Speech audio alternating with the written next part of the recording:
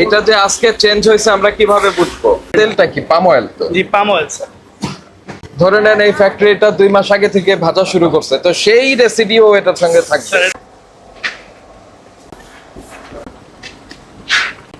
এটা ভাজা হবে পরে না? আমাদের মেইন মেশিন স্যার, এখান থেকে ম্যাটেরিয়াল দেওয়া হয় ওখানে, ওখান থেকে মালটা এক্সট্রুডিং হয়ে তারপরে এখানে আসে, এখানে এসে কাটিং হচ্ছে। কাটিং হওয়ার পরে ওই ওখানে করা আছে তাহলে এটা জিনিসটা কি আসলে? এটা স্যার আমাদের র মেটেরিয়াল হচ্ছে ময়দা স্যার, আটা।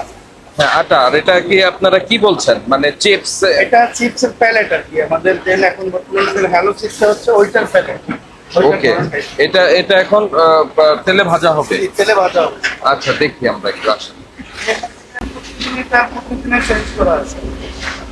এটা যে আজকে চেঞ্জ হয়েছে আমরা কিভাবে বুঝবো? এই যে প্যালেট নতুন গ্রাম স্যার, ঠিক আছে? এটা বাজার থেকে এভাবে আসে, এখান থেকে এখানে নতুন তেল দেওয়া হয় বাজার আপনার শেষে। আপনার জ্বালানি কি এটা? জ্বালানি গ্যাস। গ্যাস? জি। গ্যাস বলতে লাইনের গ্যাস? না না স্যার, এলপিজি। এলপিজি। এটার তেলটা এত কালো হয়েছে কেন? আমরা স্যার, এটা এটার একটু সকাল থেকে স্যাম্পলটা একটু দেখতে চাচ্ছি। এটা মূলত অতটা কালো না, কড়াইটা একটু এই যে পুড়ে গেছে সেই জন্য কালো মনে এই জন্যই মানে কিছু দিয়ে উঠাইলে একটা ইয়ে আনো তো চামিচের মতন আনো তো তেলটা ফুটে যায়। আমাদের দুইটা ফ্রায়ার স্যার, ওইটা হচ্ছে অটোমেটিক ব্যাস ফ্রায়ার, আর এটা ম্যানুয়ালি, মানে এই প্রোডাক্টের জন্য এটা একটু ম্যানুয়ালি ভাজতে হয় স্যার, নাহলে মালটা ফুলে না। আটা, লবণ এগুলি তো জি থাকবে। জি জি জি, আটা লবণ। আচ্ছা, এইটাই তো আপনার সেই তেল, তাই না? এটাকে এটা স্যার হলো গিয়া সেন্ট্রিফিউগাল সেন্ট্রিফিউজ করার পরে সেন্ট্রিফিউজ করার পরে তেলটা বের হইছে। ওয়েস্টেজ তেল। জি। ওয়েস্টেজ তেল না, মানে এটাই আবার ওখানে দিবেন? না না না স্যার, এই তেলটা সম্পূর্ণ ফালানো হবে স্যার, কারণ এটা তো এই মাল থেকে নিগড়িয়ে বের হয়েছে, ওর মধ্যে কিছু ম্যাটেরিয়ালস থাকতে পারে, এটা দিলে পরবর্তীতে তেল গন্ধ হবে স্যার, যার কারণে আমরা এই তেলের ইউজ আপনার করি। তেলটা কি পাম অয়েল? তো জি পাম অয়েল স্যার।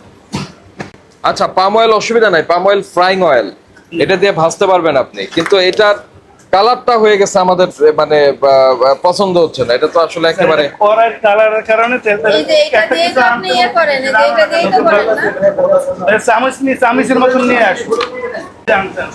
সাবধান, খুব সাবধান। না না না না না, ওইটুক আছে, ওইটুক আর থাকুক। আরে বোকা, আর একটু উঠান। সামনে নিয়ে না, এত কম না, আরো বেশি নেন। গরম তো স্যার, আর এটা এটা গরম হয়ে যাবে। গরম হয়ে যাবে স্যার। এখন নিচে রাখেন, এখানে রাখেন, এই জায়গায় রাখেন, এই জায়গায় রাখেন। এখানে রাখেন, এখানে রাখেন। হ্যাঁ, ওকে, ঠিক আছে, অস্থির হয়ে এটা আজকে দিন শেষে স্যার আবার এই তেলটা মানে ইয়া হবে, এই কড়াইটা আবার পরিষ্কার করে কালকে সকালে আবার নতুন তেল ঢালা শুরু হবে, আর এটা শুধু রিফিল হতে থাকে আজকে যখন। আচ্ছা, ঠিক আছে। তো আজকে সকালে একটা চেঞ্জ হয়েছে তেল। জি স্যার। সেই তেলটা কি করছেন? আজকে সকালে যে তেল স্যার, তেলে এটা মূলত এখানে দেখা হতো না না, কি ওয়েট হয়, ওয়েট, নিচে কি মানে হয় আপনি দেখা। যেটাকে চেঞ্জ করছেন সেই চেঞ্জ করা তেলটা কোথায়? স্যার এটা এখানে যে চেঞ্জ হয় বলতে আপনার নিচে যেন গাদের মতন পড়ে, ওইটাকে ফেলে দেওয়া হয়, মানে এই তেল তো আবার কালকের তেলের সঙ্গে মিলে যাবে? না, কালকে থেকে পুরাটা মিলবে না স্যার, পুরাটা মিলবে না, নিচে যে কালো অংশটা তেলের, তেলটা যখন ঠান্ডা হয়, হ্যাঁ হ্যাঁ হ্যাঁ, ওগুলো ফেলে দেওয়া হয়। আচ্ছা, এটা আমাদের অবজারভেশন হচ্ছে জি। আজকে যেটা হইলো, ফ্রাই হইলো, জি। যাই থাকবে ওটা ফেলে দিতে হবে, আপনাকে জি। ডিসকার্ড করে ফেলতে হবে, কালকে আবার করবেন। জি কথা বুঝতে পারছেন? এটা হচ্ছে আমাদের নির্দেশনা। জি স্যার। এবং ডিসকার্ড যে করলেন, জি তেল যে শিখ হলেন, ওইটার একটা ই রাখতে হবে আপনাকে, তালিকা ট্র্যাক রাখতে রাখতে হবে, ঠিক আছে। যে আজকে আমার এত লিটার তেল আমি সরাই ফেললাম, কারণ একবার আমার সারাদিন ভাজা হয়েছে, জি। সেটা যাতে আবার পরের দিন সারাদিন ভাজা হবে সেই তেলের সঙ্গে না মেশে। ওইটা আমরা নমুনা সহ প্রমাণ রাখবো স্যার। হ্যাঁ, রাখতে হবে, ঠিক আছে? কারণ এটা আপনি যেটা বললেন, তাতে করে ধরে নেন এই ফ্যাক্টরিটা 2 মাস আগে থেকে ভাজা শুরু করছে, তো সেই রেসিডিও এটার সঙ্গে থাকবে। স্যার এটা ইম্পসিবল স্যার, কারণ তাহলে আমরা প্রোডাক্ট। আপনার কথা অনুযায়ী পসিবল, আপনার কথা অনুযায়ী তো পসিবল। এটা কি জিনিস? এটাও তেল স্যার, ভোজ্য তেল? মোল্ডে, হ্যাঁ খাবারের তেল? খাবারের তেল। ওকে। আজকে করে স্যার ওই যে সারানোর জন্য একটু টিফিন করা হয়, যেগুলি কি ওয়েস্টেজ? ফেলে দেওয়া হয়। আপনার কোন আটাটা ব্যবহার করেন?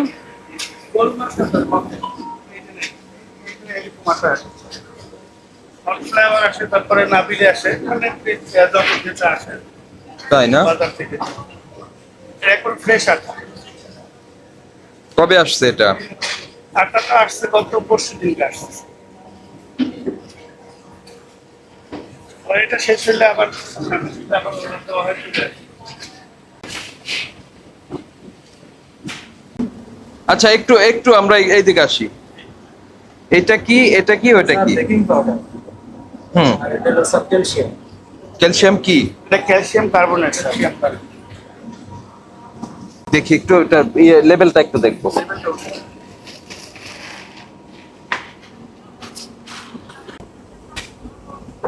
তার ক্ষেত্রে যাতে মালটা ফুলার জন্য সেই জন্য। আর এটা? আর এটা হচ্ছে এদিকে আপনার মালটা সফট করার জন্য। আর এইটা কি? এটা নরমালি আমাদের খাবারের যে প্যাকিং করে ওইটা ওইটা- এটা লবণ স্যার, লবণ। ওই যে ওই প্যাকেট থেকে খুলে এখানে এখানে ওরা রেখেছেন। রেখে দেয়। ওকে, ভেরি গুড। আসেন আমরা একটু আপনার জি, অবশ্যই। পেপারস গুলো একটু দেখি। টপ জয়া, রিয়েল ফিশ, নিং, চাইনিজ ক্র্যাকার কোনটা? এইটা sir. Chinese cracker. Hello, hello. আর কিছু নেই আমাদের এই কটাই স্যার। আপনার একটা স্কেল নিয়ে আসেন তো। মিংনিং কি? এটা স্যার, এটা। এটা কি জিনিসটা? চিপস, আলুর চিপস নাকি ইসের চিপস? মানে ধরনটা আর কি ভিন্ন, ভিতরে একই প্রোডাকশন একটা খালি প্যাকেট টপের একটা প্যাকেট নিয়ে আসো। কারেন্ট দোষ নাকি 98 গ্রাম।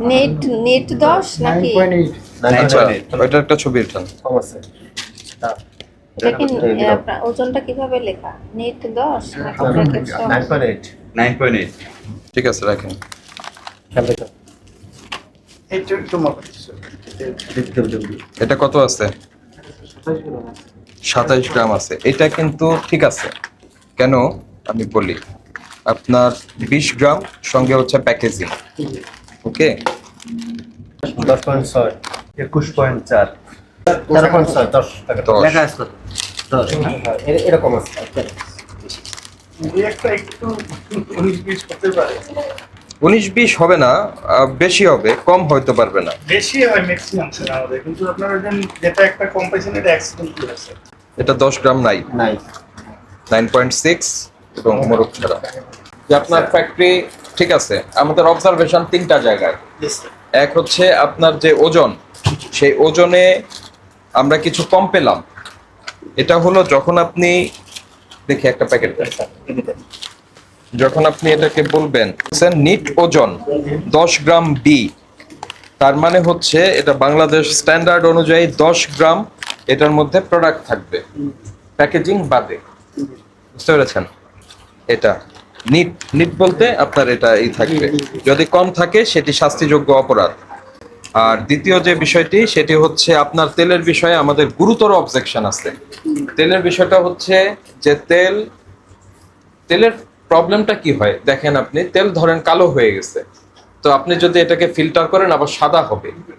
কিন্তু বিষয়টা হলো তেলটা আপনি কতক্ষণ ধরে বার্ন করছেন।